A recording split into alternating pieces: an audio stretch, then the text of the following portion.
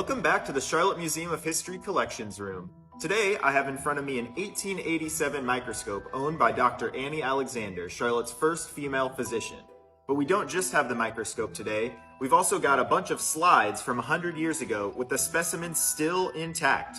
But more on that later.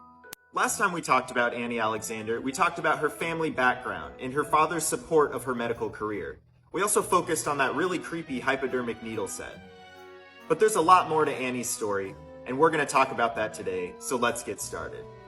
Once Annie established herself in the medical profession across the US, she became somewhat of an early feminist and advocated for women's equality in politics and in the medical profession. So in this example from Annie's journals, she sarcastically writes that 50 years ago, it was considered very immodest for a young girl to know anything of her anatomy. It was not modest to acknowledge she had legs. Fortunately, views have changed on this subject. On this next page, she emphasizes that it is immovably acknowledged that women and men are equal mentally. You know what, Annie? I agree. But her attention to women's equality extended far beyond her hometown. You're looking at a letter from Mary Stuart, a member of the Women's Union College in Peking, China, to Annie, describing Annie's generous offer to help a Chinese girl get training as a physician. This arrangement was proof that Annie was willing to put her money where her mouth was. So this microscope in our collections belonged to Dr. Annie, and we can date it between about 1887 and 1894. Just as Annie Alexander was becoming a key figure in the women's medical field, other scientists were doing big things as well. For example, Louis Pasteur had just popularized the idea of germ theory in infectious diseases that we still know today. And microscopes like this were the key tool that helped scientists understand this new medical world.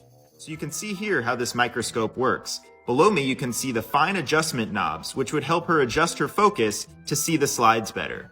But the main difference between this scope and modern microscopes is, of course, the mirror. The mirror would have helped direct light into the tube so that you could see the specimens. It wasn't until the 1940s that electric microscopes with incandescent lamps developed for researchers. So remember those creepy specimen slides I was telling you about? Well, here they are. We've got everything from hair and skin samples to beef lungs and chicken livers. And guess what? We can still view some of them. Here I am, inside of a 100-year-old beef kidney cell. This type of scope might have been useful for Annie and others who sought to understand diseases of the urinary system.